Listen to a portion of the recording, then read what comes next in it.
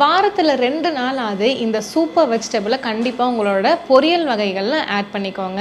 இந்த vegetable calcium, iron, protein, antioxidant, fever அப்போ immunity நல்லாவே பூஸ்ட் பண்ணி கொடுக்கறக்கும், ஒரு பயங்கரமான பிளட் பியூரிஃபையராகவும், வயிற்று புண்களை ஆத்துறக்கும், piles, constipation, fistula, bleeding piles இதுக்காகவும், asthma, dust allergy, nasal block, dry cough, நெஞ்சு சளி இது எல்லாத்தையுமே போக்குறக்கும், டயபெட்டிஸ்க்கு ஒரு அருமையான மெடிசனாகவும், எப்பவுமே டயர்டாக இருக்கு அப்படின்னு சொல்றவங்களுக்கு ஒரு எனர்ஜி பூஸ்டராகவும், kidney related issues, urinary problem இருக்கிறவங்களுக்கும் ஒரு அருமையான காய்கறி தான் சுண்டைக்காய். சுண்டைக்காய் வந்துட்டு குட்டியாக இருந்தாலும் பயங்கரமான அது ஒரு ஹெல்த் பாம் அப்படின்னே சொல்லலாம்.